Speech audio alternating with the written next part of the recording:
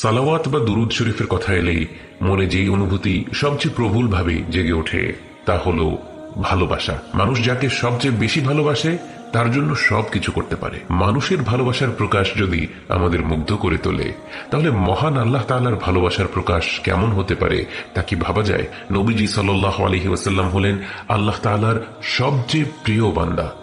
তার প্রতি মহান রব্বুল আলামিনের ভালোবাসা কতটা গভীর তা সৃষ্টির কারো পক্ষেই পুরোপুরি অনুধাবন করা সম্ভব নয়।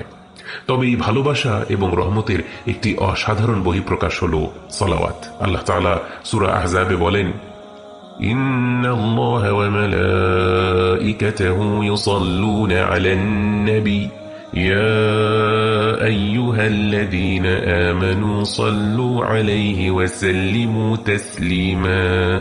আল্লাহ ও তার ফেরেশতাগণ নবীর প্রতি সালাওয়াত প্রেরণ করেন। হে মুমিনগণ, তোমরাও তার প্রতি সালাত ও সালাম পাঠাও। নবীজি সাল্লাল্লাহু আলাইহি ওয়াসাল্লামের প্রতি সালাত প্রেরণের মানে কি? ভাষাগতভাবে সালাতের অর্থ দোয়া বা প্রার্থনা।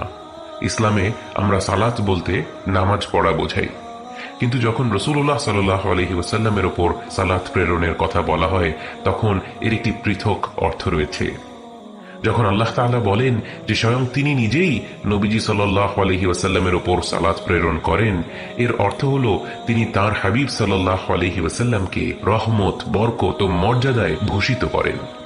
অন্যদিকে যখন ফেরেশতারা এবং আমরা নবীজি সাল্লাল্লাহু আলাইহি ওয়াসাল্লামের উপর সালাত প্রেরণ করি, এর মানে হলো আল্লাহ তাআলার কাছে আমরা বিশেষভাবে তাঁর প্রিয় বান্দা মুহাম্মদ সাল্লাল্লাহু আলাইহি ওয়াসাল্লামের উপর রহমত বর্ষণ এবং মর্যাদা বৃদ্ধির দোয়া করছি।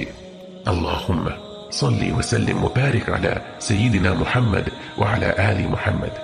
হে আল্লাহ, আপনি সাইয়্যিদিনা মুহাম্মদ সাল্লাল্লাহু আলাইহি ওয়াসাল্লামের উপর সালাত, সালাম এবং বরকত প্রেরণ করুন এবং তার পরিবারের উপরও। সালাওয়াত হলো একটি বহমান নদীর মতো, যে নদীর স্রোত কখনো থেমে যাবে না। প্রতিটি মুহূর্তে বিশ্বের কোনো না কোনো স্থানে উচ্চারিত হচ্ছে নবীজি সাল্লাল্লাহু আলাইহি ওয়াসাল্লামের প্রতি সালাওয়াত। মহাবিশ্বের কোনায় কোনায় গিজগিজ করছে অগণিত ফেরেশতা, যারা সর্বদা আমাদের হাবিব সাল্লাল্লাহু আলাইহি ওয়াসাল্লামের উপর সালাওয়াত পাঠ করে যাচ্ছে। এই স্বর্গীয় মহাসমাবেশে কোনো ব্যক্তি অংশগ্রহণ না করলে নবীজি সাল্লাল্লাহু আলাইহি ওয়াসাল্লামের শান, তাঁর সম্মান অনুপরিমাণও কমবে না। কিন্তু যখনই কোনো ব্যক্তি এতে অংশগ্রহণ করবে, আল্লাহ তাআলা তাকে সম্মানিত করবেন।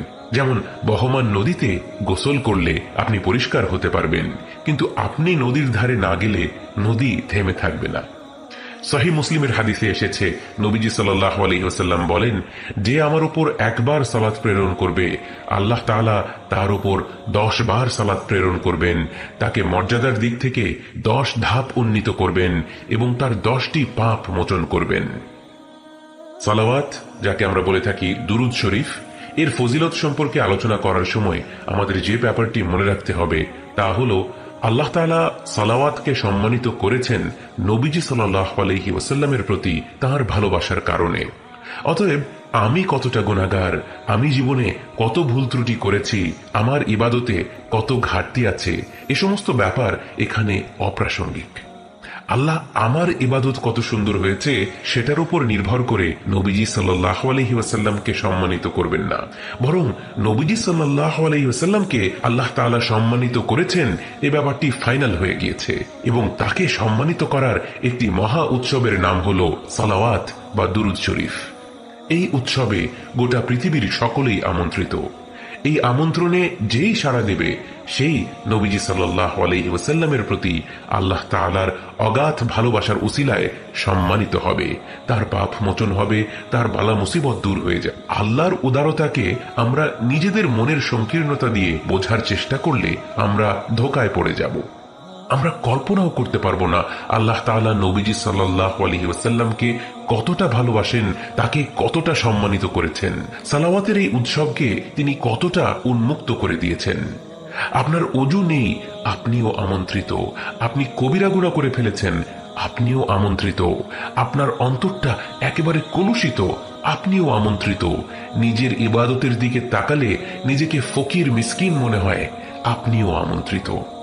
শুধু ঠোঁট দিয়ে সালাওয়াত উচ্চারণ করে লাভ কি যদি অন্তরে এর অর্থ প্রবেশ না করে?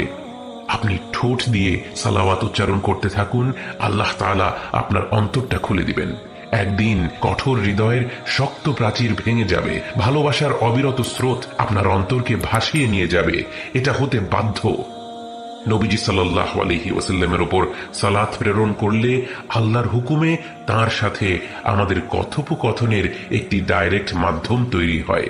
কারণ নবীজি সাল্লাল্লাহু আলাইহি ওয়াসাল্লাম বলেছেন, নিশ্চয়ই আল্লাহর এমন ফেরেশতারা রয়েছে যারা পৃথিবীতে ঘুরে বেড়ায় এবং আমার উম্মতের কাছ থেকে আমাকে সালাম পৌঁছে দেয়। এবং আরেকটি হাদিসে তিনি বলেন, যখনই কেউ আমার প্রতি সালাম পেশ করে, আল্লাহ আমার রূহকে আমার কাছে ফিরিয়ে দেন এবং আমি তার সালামের জবাব দিই। তার মানে যখনই আমরা দুরুদ শরীফ পাঠ করি, অর্থাৎ নবীজি সাল্লাল্লাহু আলাইহি ওয়াসাল্লামের উপর সালাত ও সালাম প্রেরণ করি, আল্লাহর হুকুমে নবীজি সাল্লাল্লাহু আলাইহি ওয়াসাল্লামের সাথে আমাদের একটি সরাসরি যোগাযোগের মাধ্যম তৈরি হয়। তিনি জানতে পারেন যে আমরা তার প্রতি সালাত ও সালাম পাঠ করছি এবং তিনি ব্যক্তিগতভাবে এর উত্তর দেন।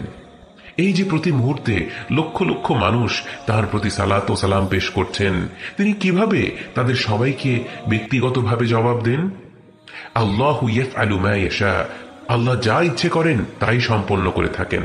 তিনি স্থান এবং কালের ঊর্ধ্বে, বরং তিনি তো স্থান এবং কালের স্রষ্টা। তার হুকুমে নবীজি সাল্লাল্লাহু আলাইহি ওয়াসাল্লামের রূহ প্রতি মুহূর্তে ব্যক্তিগতভাবে অগণিত মুমিন বান্দার সালামের জবাব দিতে পারেন, ঠিক যেভাবে আমরা সামনাসামনি একজন ব্যক্তির সালামের জবাব দিতে পারি। অতএব যদি আপনি এই মুহূর্তে নবীজি সাল্লাল্লাহু আলাইহি ওয়াসাল্লামের সাথে কথা বলতে চান, তার উপর দুরূদ শরীফ পাঠ করুন। ইবনুল কাইয়্যিম রাহিমাহুল্লাহ বলেন, বান্দাকে আল্লাহ যতগুলো নিঃশ্বাস দিয়েছেন, সে যদি সেই পরিমাণ দুরূদ শরীফ পাঠ করে, তাও সে নবীজি সাল্লাল্লাহু আলাইহি ওয়াসাল্লামের হক আদায় করবে না। উবাই ইবনে কাব রাদিয়াল্লাহু আনহু একবার নবীজি সাল্লাল্লাহু আলাইহি ওয়াসাল্লামকে জিজ্ঞেস করলেন, ইয়া রাসূলুল্লাহ, আমি আমার অবসর সময়ের কতটুকু সময় ব্যয় করে আপনার উপর সালাওয়াত পাঠ করব? নবীজি সাল্লাল্লাহু আলাইহি ওয়াসাল্লাম বললেন, তুমি যতটুকু চাও। তিনি বললেন, যদি 4 ভাগের 1 ভাগ সময় দেই? তিনি সাল্লাল্লাহু আলাইহি ওয়াসাল্লাম বললেন, খুবই ভালো, কিন্তু যদি আরো বেশি করো তাহলে আরো ভালো। তিনি বললেন, যদি আমার অর্ধেক সময় দিয়ে দেই? তিনি সাল্লাল্লাহু আলাইহি ওয়াসাল্লাম বললেন, খুবই ভালো, কিন্তু যদি আরো বেশি করো তাহলে আরো ভালো। উবাই রাদিয়াল্লাহু আনহু বললেন, যদি আমার সময়ের 4 ভাগের 3 ভাগ সময় দিয়ে দেই? তিনি সাল্লাল্লাহু আলাইহি ওয়াসাল্লাম বললেন, খুবই ভালো, কিন্তু যদি আরো বেশি করো তাহলে আরো ভালো। উবাই বললেন, আর যদি আমার পুরোটা সময় জুড়ে সালাওয়াত পাঠ করি? এবার নবীজি সাল্লাল্লাহু আলাইহি ওয়াসাল্লাম বললেন, যদি সত্যিই তা করো, আল্লাহ তাআলা তোমার সকল গুনাহ মাফ করে দিবেন এবং তোমার দুনিয়া ও আখিরাতের সমস্ত বিষয় সামলে দেবেন, সকল দুশ্চিন্তা দূর করে দিবেন। সালাওয়াত হলো এমন একটি দোয়া যা কবুল হবেই। আপনার শত ভুল ত্রুটি থাকলেও তা কবুল হবে। এটি আমার আপনার দোয়ার সৌন্দর্য বা আন্তরিকতার কারণে নয়, বরং যার জন্য দোয়া চাওয়া হচ্ছে তার প্রতি আল্লাহ তাআলার অপরিসীম ভালোবাসার উসিলায় সাল্লাল্লাহু আলাইহি ওয়াসাল্লাম। গুনাহে জর্জরিত এক ফকির, এক মিসকিন ভিক্ষা চাইতে এসেছে মহাবিশ্বের সম্রাটের দরবারে। তার চাহিদার কোনো অভাব নেই, তার অসহায়ত্বের কোনো অন্ত নেই। তার অন্তর এতটা কলুষিত যে সে এক বিন্দু রহমতের ফোঁটা গ্রহণ করার যোগ্য নয়। সেই হতভাগা যখন মহান রবের দরবারে এসে বলে, ইয়া রব, আপনি মুহাম্মদ সাল্লাল্লাহু আলাইহি ওয়াসাল্লামের উপর সালাত এবং সালাম প্রেরণ করুন, আকাশ বিদীর্ণ হয়ে রহমতের ঝর্ণাধারা নেমে আসে আমার হাবিব সাল্লাল্লাহু আলাইহি ওয়াসাল্লামের উপর। আল্লাহ তাকে এত ভালোবাসেন, যেই এই দোয়া করুক না কেন, তিনি তার হাবিব সাল্লাল্লাহু আলাইহি ওয়াসাল্লামের উসিলায় তা কবুল করে নেন।